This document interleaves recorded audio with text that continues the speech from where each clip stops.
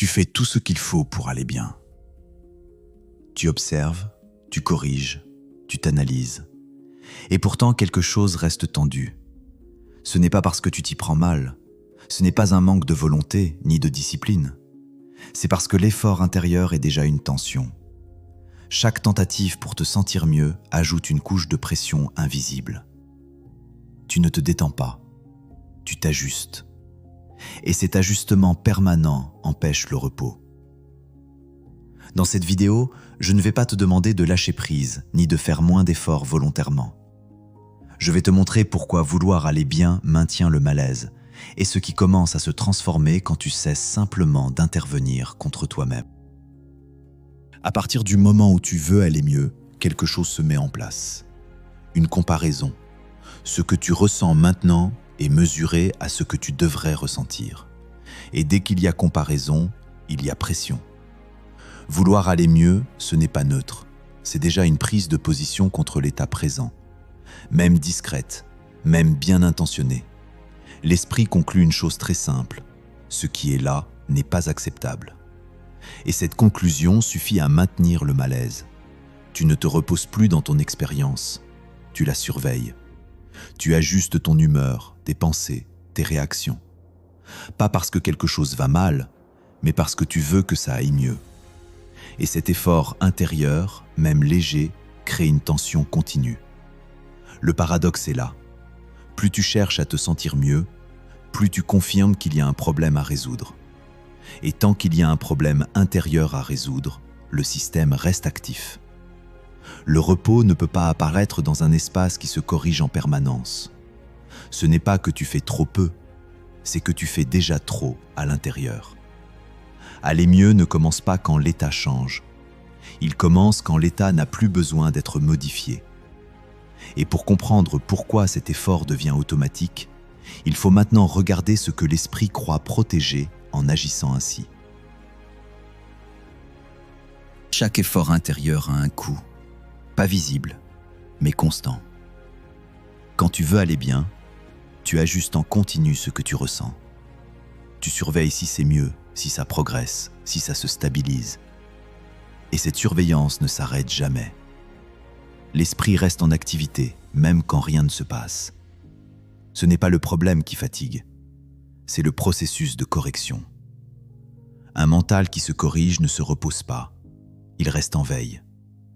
Plus tu veux maintenir un bon état intérieur, plus tu confirmes qu'il est fragile. Et ce qui est fragile doit être protégé. C'est ainsi que l'effort devient une tension de fond, pas une crise, un fond permanent d'agitation. Tu ne fais rien de mal, mais tu fais trop.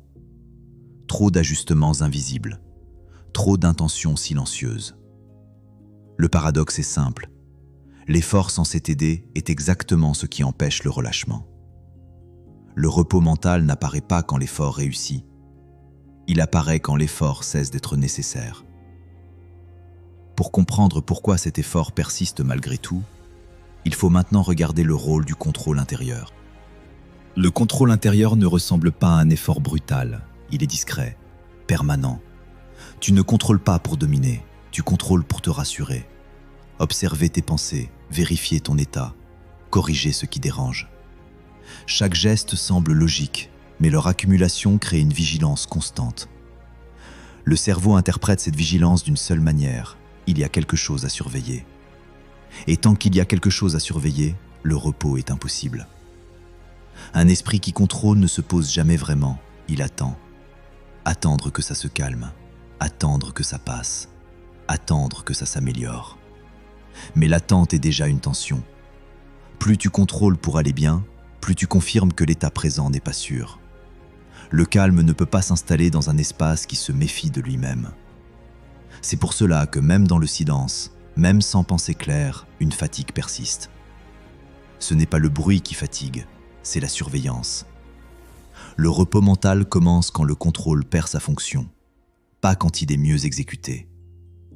Pour comprendre pourquoi ce contrôle est devenu automatique, il faut maintenant regarder ce que l'esprit cherche réellement à éviter.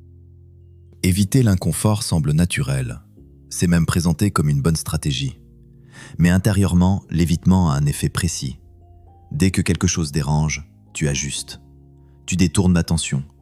Tu cherches à apaiser, pas violemment, subtilement. Et ce geste envoie un message clair. L'inconfort n'est pas tolérable. À partir de là, le système reste actif.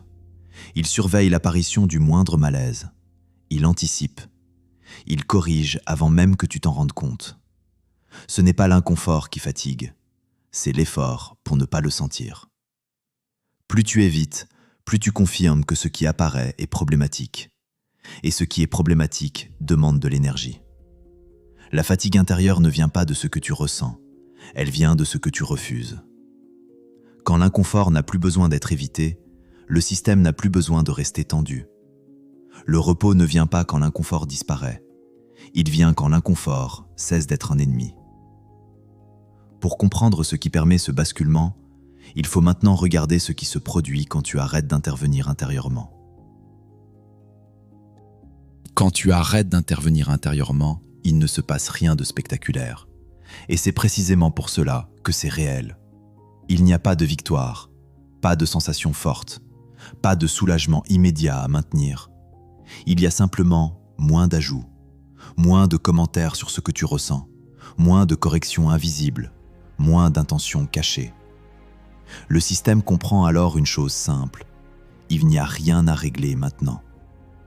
Et ce message suffit à faire tomber la vigilance. Le calme n'arrive pas, il n'est pas produit. Il apparaît quand il n'est plus empêché.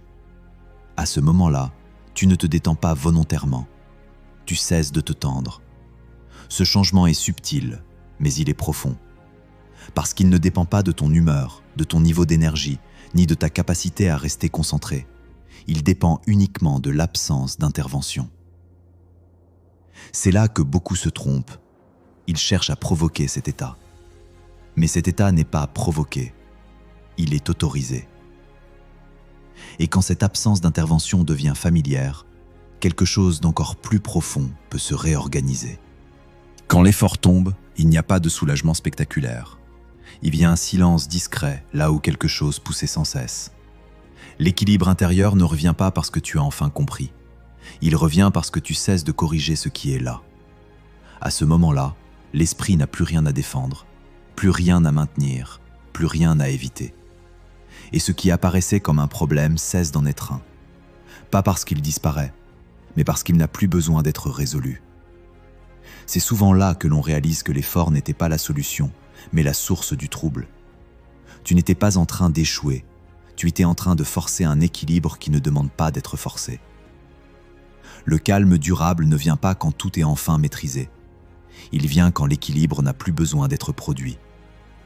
Si quelque chose se détend maintenant, ne cherche pas à le retenir. Laisse simplement ce qui n'a plus besoin d'être fait rester absent.